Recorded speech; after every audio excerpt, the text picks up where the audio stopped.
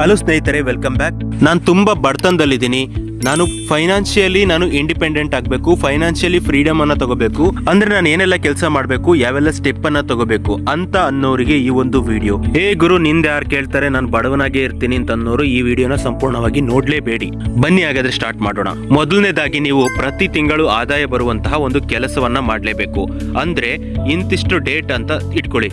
ಅಂತ ಡೇಟ್ಗೆ 1ನೇ ತಾರೀಕು ಆಗಿರ್ಬೋದು, 5ನೇ ತಾರೀಕು ಆಗಿರ್ಬೋದು, ಯಾವುದೇ ಒಂದು ಡೇಟ್ ಅಲ್ಲಿ ನಿಮ್ಮ ಬ್ಯಾಂಕ್ ಖಾತೆಗೆ ಹಣ ಬರಬೇಕು. ಅಂದ್ರೆ ಯಾವ್ದಾದ್ರು ಒಂದು ತಿಂಗಳ ಆದಾಯ ಬರುವಂತಹ ಒಂದು ಕೆಲಸವನ್ನ ನೀವು ಮಾಡಬೇಕಾಗುತ್ತೆ. ಇಷ್ಟನ್ನ ಮಾಡಾದ್ಮೇಲೆ ನೀವು ಶ್ರೀಮಂತರಾಗೋದಿಲ್ಲ ಅಥವಾ ಫೈನಾನ್ಷಿಯಲಿ ನೀವು ಫ್ರೀಡಮ್ ಅನ್ನ ತಗೊಳ್ಳೋದಿಲ್ಲ. ಅದಕ್ಕೆ ನೀವು ನೆಕ್ಸ್ಟ್ ಸ್ಟೆಪ್ ಏನನ್ನ ಫಾಲೋ ಮಾಡಬೇಕು ಅಂತಂದ್ರೆ, ನೀವು ಈಗಾಗಲೇ ಮಂತ್ಲಿ ಇನ್ಕಮ್ ನಿಮಗೆ ಬರ್ತಾ ಇದೆ ಅಂತ ಅಂದ್ಮೇಲೆ ಹೆಂಗೋ ಲೈಫ್ ನಡೆದೋಗುತ್ತೆ ಅಂತ ಕೂಲ್ ಆಗಿ ಕೂರೋದಲ್ಲ.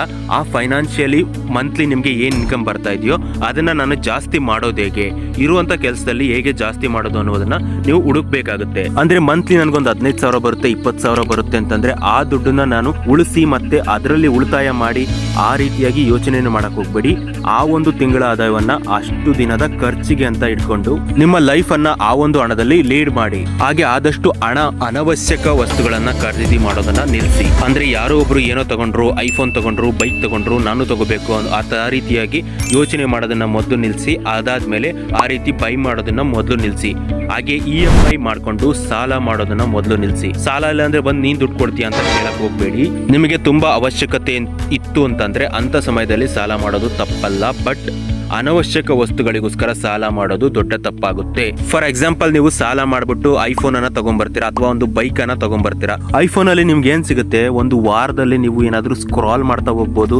ಹೊಸ ಸೆಟ್ಟಿಂಗ್ಗಳು, ಆಪ್ ಸ್ಟೋರು, ಪ್ಲೇ ಸ್ಟೋರ್ ಇಂದ ನಾವು ಆಪ್ ಸ್ಟೋರಿಗೆ ಹೋದ್ವಿ, ಆಮೇಲೆ ಗೂಗಲ್ ನಿಂದ ನಮಗೆ ಸೀರೀಸ್ ಸಿಕ್ತು. ಆ ರೀತಿಯಾಗಿ ನಿಮ್ಗೊಂದು ವಾರ, ತಿಂಗಳು ನಿಮಗೆ ಟೆಂಪರರಿ ಖುಷಿ ಸಿಗ್ಬೋದು ಅಷ್ಟೇನೆ ವಿನಃ ಐಫೋನ್ ಇಂದ ನಿಮ್ದು ಸ್ಪೆಷಲ್ ಆಗಿ ಏನು ಕೂಡ ಬದಲಾಗೋದಿಲ್ಲ. ಹಾಗೆ ಬೈಕ್ ಅಷ್ಟೇನೆ, ಸಿಂಪಲ್ ಆಗಿ EV ಗಾಡಿಗಳು ತಗೊಳ್ಳಿ. ಪೆಟ್ರೋಲ್ ಗಾಡಿಗಳೆಲ್ಲ ಏನಕ್ಕೆ ತಗೋತೀರಾ? ಅದರಲ್ಲೂ ಒಳ್ಳೆ ಮೈಲೇಜ್ ಕೊಡುವಂತಹ ಸಣ್ಣ ಸಣ್ಣ ಗಾಡಿಗಳನ್ನ ಯಾರು ಕೂಡ, ಓಲ್ಡ್ ಗಾಡಿಗಳನ್ನ, ಬ್ರಾಂಡೆಡ್ ಗಾಡಿಗಳನ್ನ ಯಾರು ತಗೊಳ್ಳೋದಿಲ್ಲ. ಲೇಟೆಸ್ಟ್ ಮಾಡೆಲ್ ಬೇಕು, ನಮಗೆ 10 ಕಿಲೋಮೀಟರ್ ಹೋದ್ರೂ ಪರವಾಗಿಲ್ಲ, ಒಳ್ಳೆ ಸ್ಟೈಲಿಶ್ ಆಗಿರ್ಬೇಕು. ಆ ರೀತಿಯಾಗಿ ಯುವಕರು ತಗೊಳ್ಳುವಂತಹ ಬೈಕ್ಗಳು ಅವು ನಿಮಗೆ ತುಂಬಾ ಖರ್ಚನ್ನ ಮಾಡ್ತಾರೆ.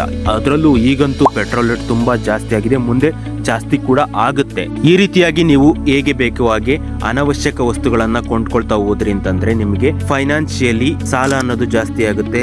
ಒಂಥರ ಹೇಳ್ಬೇಕಂತಂದ್ರೆ ನಿಮ್ಮ ಫ್ರೀಡಮ್ ಅನ್ನ ಅದು ಕಸ್ಕೊಳ್ಳುತ್ತೆ. ಮಂತ್ಲಿ ಆದಾಯ ಏನೋ ಫಿಕ್ಸ್ ಆಯ್ತು, ಇದ್ರ ಜೊತೆಯಲ್ಲಿ ನೀವು ಪಾರ್ಟ್ ಟೈಮ್ ಜಾಬ್ ಗಳನ್ನ ಮಾಡ್ಬೇಕಾಗುತ್ತೆ.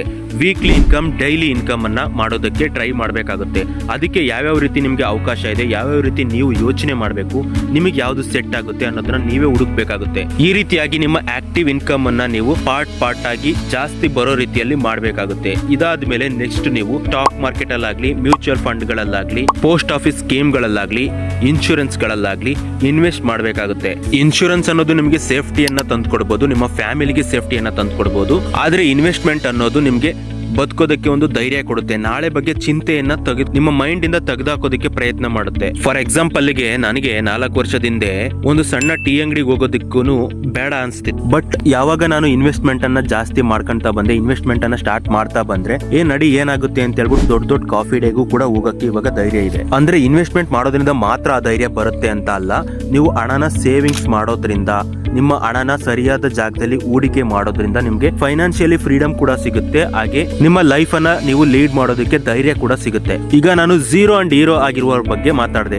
ಒಂದ್ ವೇಳೆ ನೀವು ಈಗಾಗಲೇ ಸಾಲವನ್ನ ತಗೊಂಡ್ಬಿಟ್ಟಿದ್ರ, ಸಾಲನ ತಗೊಂಡು ತೀರ್ಸಕ್ ಆಗ್ತಾ ಇಲ್ಲ ಅಂತವ್ರಿಗೆ ಏನ್ ಮಾಡ್ಬೇಕು ಅಂತಂದ್ರೆ, ಮೊದಲು ನೀವು ಹೆಚ್ಚೆಚ್ಚು ಬಡ್ಡಿಗೆ, ಹೆಚ್ಚೆಚ್ಚು ಇಂಟ್ರೆಸ್ಟ್ಗೆ ಎಲ್ಲೆಲ್ಲಿ ಸಾಲ ತಗೊಂಡ್ ಬಂದಿದ್ರ ಅಂತ ಒಂದು ಹಣವನ್ನ ನೀವು ತೀರಿಸಬೇಕಾಗುತ್ತೆ. ತಗೊಳ್ಬೇಕಾದ್ರೆ ನಿಮ್ಗೆ ಕಷ್ಟ ಆಗಿಲ್ಲ ಅಂತಂದ್ರೆ ಈಗಲೂ ಕೂಡ ನಿಮ್ಗೆ ಕಷ್ಟ ಆಗೋದಿಲ್ಲ.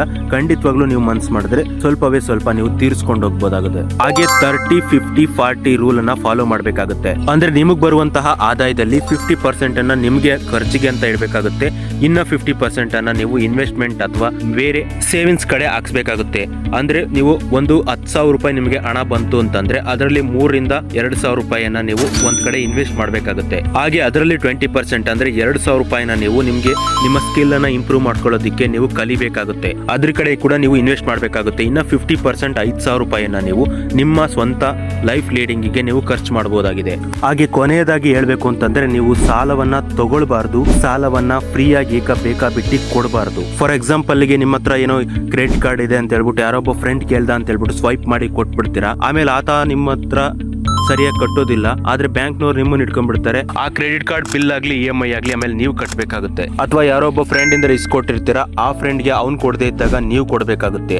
ಹಾಗಾಗಿ ಸಾಲ ನಿಮ್ಮ ಹತ್ರ ಇಲ್ಲ ಅಂದ್ರೆ ಕೊಡೋದು ಕೂಡ ತಪ್ಪಾಗುತ್ತೆ. ಹಾಗೆ ನೀವು ಕೂಡ ಆಗ್ಲೇ ಹೇಳ್ದಾಗೇನೆ ನಿಮ್ಗೆ ಅನವಶ್ಯಕ ವಸ್ತುಗಳನ್ನ ಕೊಳ್ಳೋದಕ್ಕೆ ನೀವೇನಾದ್ರೂ ಸಾಲ ಮಾಡಿದ್ರಿ ಅಂತಂದ್ರೆ ಅದು ಕೂಡ ನಿಮ್ಗೆ ಫೈನಾನ್ಷಿಯಲಿ ಹೊರೆಯನ್ನ ತಂದುಕೊಡುತ್ತೆ. ಹಾಗೆ ಇನ್ನಷ್ಟು ಫೈನಾನ್ಷಿಯಲ್ ಐಡಿಯಾಗಳಿಗಾಗಿ ನಮ್ಮ ಒಂದು ಪೇಜ್ ಅನ್ನ ಫಾಲೋ ಮಾಡಿ, ಯೂಟ್ಯೂಬ್ ಚಾನಲ್ ನ ಸಬ್ಸ್ಕ್ರೈಬ್ ಮಾಡಿ.